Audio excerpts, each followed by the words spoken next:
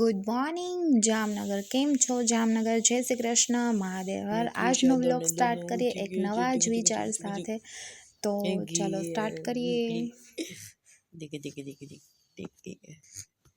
જો ફોન પકડો છો પીચાબેન, ફોન પકડ કઈક આવી છે. જો એ એ એ એ એ એ ડિશમ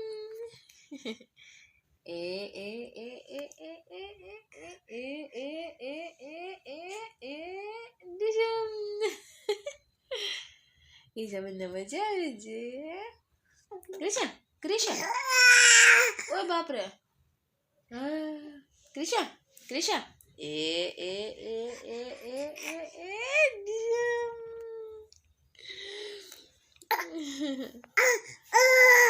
બસ બધી વસ્તુ થોડીક થોડીક થોડીક કાલે ક્રિશાને થોડીક કારમાં તોફાન કરવા, થોડીક કારમાં ક્રાઇમ કરે. કદી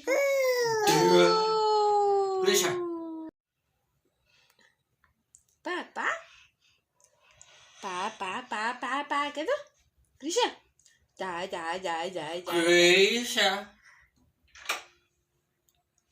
ક્રિશા પા પા પા પા પા પા પા. જો મોઢું એટલું બોલવાની કોશિશ કરે ને, જલ્દી એમ થાય કે જલ્દી બોલું એમ. ક્રિશા તો બહુ નાની છે ક્રિશા. ક્રિશા ગુડ મોર્નિંગ, જય શ્રી કૃષ્ણ, મહાદેવ હર. વન્સ અગેન ગુડ મોર્નિંગ કીધું બિકોઝ આપણે નાહી ધોઈને હવે રેડી થઈ ગયા છીએ અને વાગી છે 11 o'clock. તો માર્કેટ આપણે ગયા હતા, તો બે ભાઈ બહેન માટે એક સરસ મજાની ગિફ્ટ લઈ આવ્યા છીએ આપણે. જે ભાઈ આપણો બધો બલોના લાઇટિંગ વાળો છે, બે ભાઈ બહેનને ગમશે એટલા માટે લઈ આવ્યા છીએ આપણે. આવડો મોટો છે.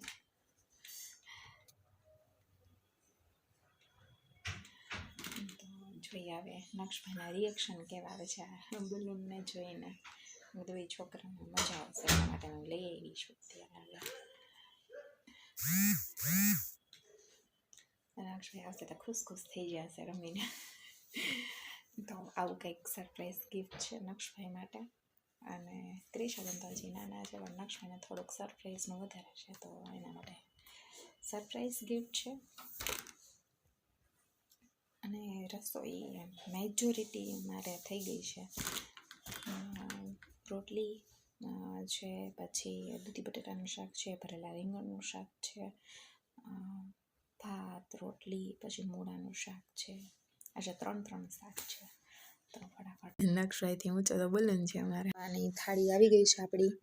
આમાં મૂળાનું શાક છે. આપણે માટલા ઊંધિયું ગેસ પર બનાવીએ છીએ. આ ઊંધિયું તમે માટી એટલે ખાડો ખોદી માટીમાં એમાં માટલું ઊંધિયું પાડીને બનાવી શકો છો. અને અમારા ઘરના ગાર્ડનમાં કરતા હોઈએ છીએ, એટલે એવું નથી કે તમારે ફાર્મ પર જવું જ પડે. હવે જેની પાસે ઓપ્શન નથી ખુલ્લી જગ્યાનો, તો એની પાસે આ ઓપ્શન છે કે તમે ગેસ પર બનાવી શકો. સૌથી પહેલાં આપણે એ રીતે અરેન્જ કરીશું. તારો જે પ્રશ્ન હતો એ આપણે જોઈએ. માટી આપણે થોડી અંદર ભરેલી છે માટલામાં. લગભગ આમ એક સિંગલ લેયર થાય ને એટલી ભીની માટી અંદર લઈ લેવાની. હા, થોડું પાણી છાંટી દઈએ. હવે તેના ઉપર આપણે થોડા પાંદડા મૂકીશું. તુવેર છે અને થોડી મેથીની ભાજી છે.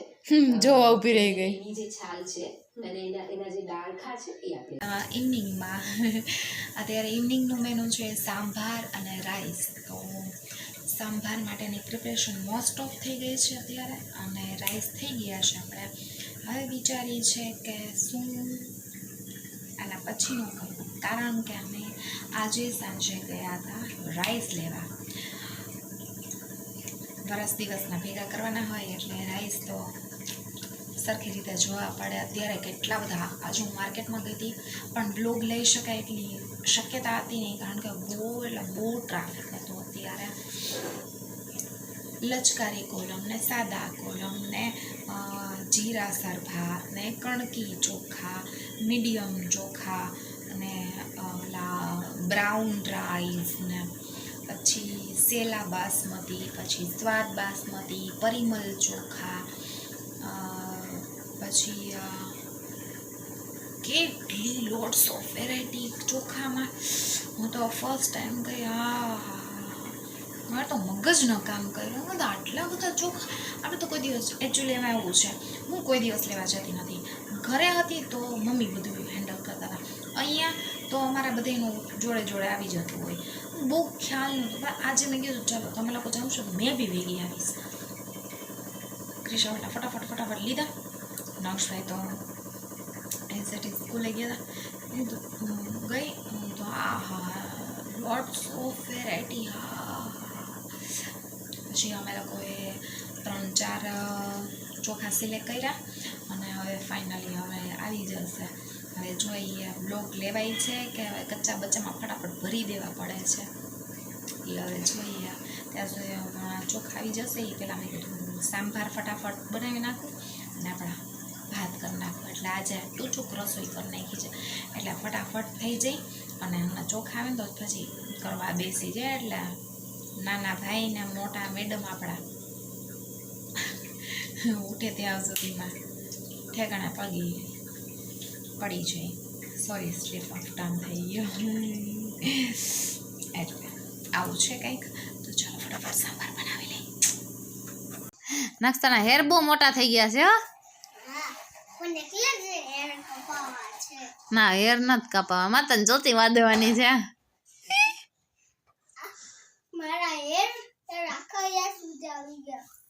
હે પણ મારે તને ચોટી વાર દેવાની છે.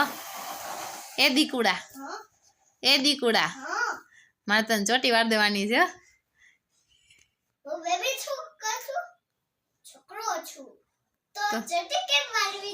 મમ્મી ને બહુ ગમે એટલે. ના રોજે ને એક દિવસ હો ને વડાવીશ ને તું. એક દિવસ વડાવીશ ને કાલે. ક્યાં વાળી દો મારી દીકુડી ને. હેલો સાંભાર રાઈસ પાપડ. હા ચલો.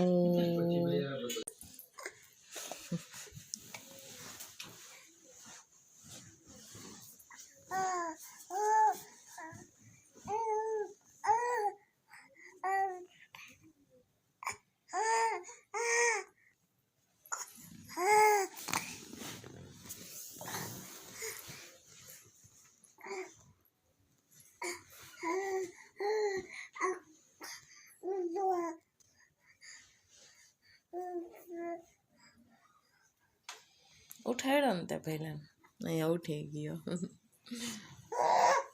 અંતે ઉઠાડીને બેઠી મીંડળી.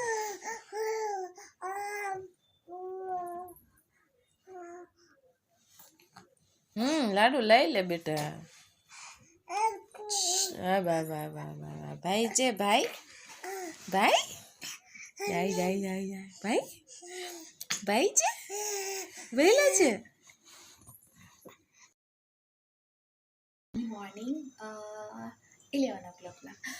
બિકોઝ આજે થોડોક ડેશિંગ ટાઈમ છે. બિકોઝ આજે મારું સ્કૂટર એ બંધ થઈ ગયું છે. એકચ્યુઅલી હું નથી યુઝ કરતી પણ મેં જ લીધેલું હતું. મારું સ્કૂટર હવે કેવું યુઝ કરે છે તો સ્કૂટરમાં ખબર નહીં સ્ટાર્ટ નહોતું થતું તો સવારમાં ટાઈમ વેસ્ટ થઈ ગયો છે. તો આજનું મેનુ છે પ્લેન પાલકનું શાક, રોટલી, રાઈસ. તો આપણે કાલે બહુ બધા કર્યા હતા એટલે થોડાક વધ્યા છે. સાંભાર થોડોક વધ્યો છે અને સૂપ બનાવવું છે. માખણ મસ્ત તૈયાર થઈ ગયું છે. અને સાસુ મારી આજે પુત્રદા એકાદશી છે તો સાસુ માટે સામાની ખીચડી. તો આવું કંઈક મેનુ છે. તો ચાલો બધા ફટાફટ રસોઈ કરી નાખીએ અને થઈ જાય આપણે ફ્રી. હવે વિચારું છું શું કરું કારણ કે લાગી ગયો ભૂખ. તો આપણે માખણ મસ્તીનું છે. માખણ ટોસ્ટ ઉપર લગાવી અને ખાશું આપણે. મને બહુ ભાવે. તમને ભાવે કે નહીં કોમેન્ટમાં કહેજો.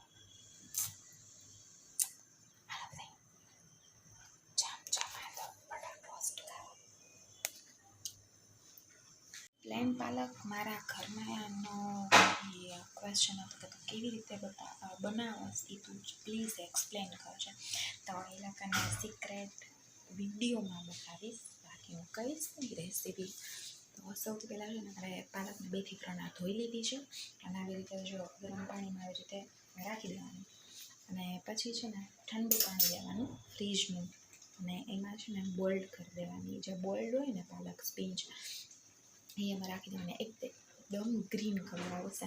અને તમે જો સેમ ટુ સેમ આવી જ રીતનું કરવું હોય ને તો સીમાં છે ને ચપટી ખાંડ નાખી દેવાની, એટલે એકદમ ગ્રીન કલર રહેશે.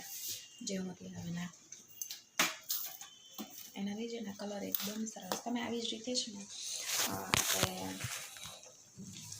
મટર છે ને મટર એ તમે આવી જ રીતે કરી શકો કે એમાં છે ને ગરમ પાણી કરી અને એમાં છે ને આપણે આખી ચપટી જ ખાંડ છે ને એટલે એકદમ એનો કલર હોય ને એકદમ સરસ થશે, એકદમ ટૂંકમાં ગ્રીન.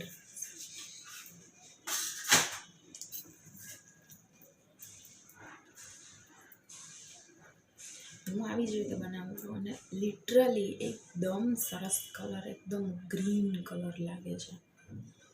તમે પણ એક વખત ટ્રાય કરશો, એકદમ તમે બતાવી દો, એકદમ મસ્ત. હું મિક્સ કરીશ ને આ જો અત્યારે વરાળ નીકળે છે, થોડીક વાર આને ઠરવા દઈશ અને પછી આને છે ને હું ઠંડા પાણીમાં એડ કરી દઈશ. અહીંયા મેં ઠંડા પાણીમાં ટ્રાન્સફર કરી નાખી છે. જો આવી રીતે છે ને ઠંડા પાણીમાં એકદમ ચીલ પાણીમાં નાખી દે ને એટલે બી કલર છે ને ટૂંકમાં પ્રોસિજર એવી છે કે તમે 3 થી 4 વખત પાલકને સ્પિનને છે ને વોશ કરી નાખવાની, પછી એને ગરમ પાણીમાં નાખવાની અને નાખી અને પછી છે ને એને કોલ પાણીમાં થોડીક ઠરે ને એટલે ટૂંકમાં વરાળ સાવ ઓછી થઈ જાય ને પછી એને ઠંડા પાણીમાં એડ કરી દેવાની.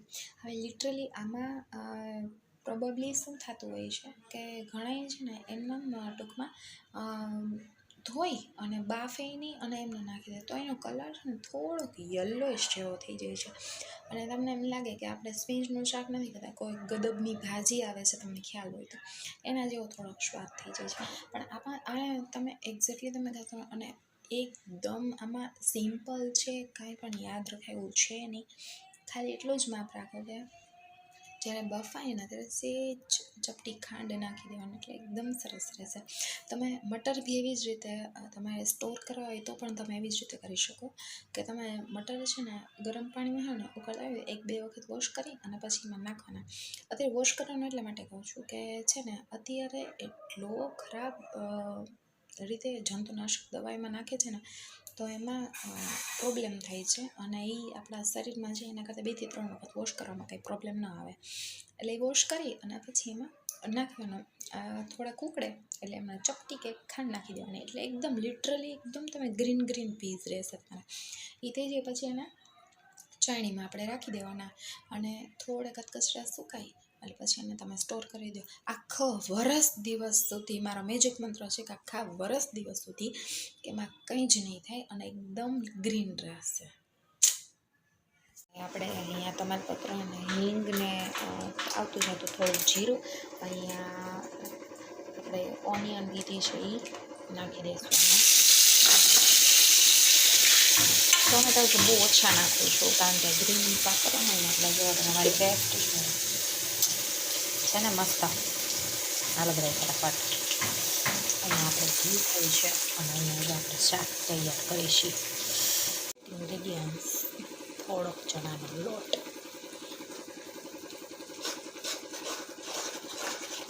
જો મારી સબ્જી,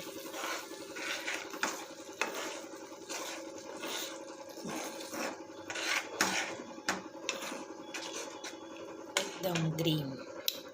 ચાલો બધા મારા હાથનું પાલક મટર શાક ખાવા, મટર પાલક.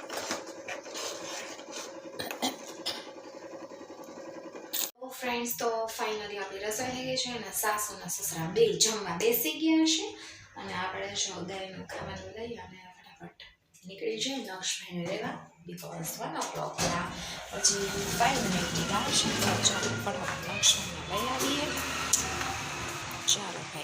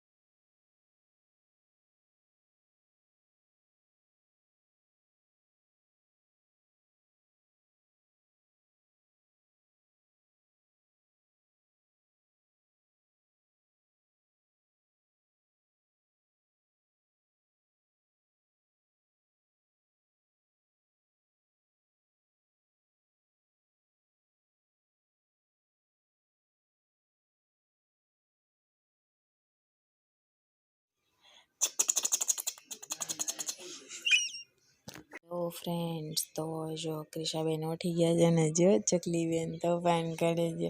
નાગભાઈ અહીંયા સુતા છે. મારા દાદા ટુમોરો હોલીડે છે. નાગભાઈને આવે છે અત્યારે નીંદર. તો નાગભાઈ જો સરસ નાના કરે માં દીકો અને આને જરાય નીંદર છે. ક્રિશા દીક દીક દીક દીક દીક દીક દીક કી ગઈ ગઈ ગઈ ગઈ ગઈ ગઈ એ ગઈ ગઈ ગઈ ગઈ ગઈ ગઈ ગઈ આ કી છે તાકા દીને તાકા લે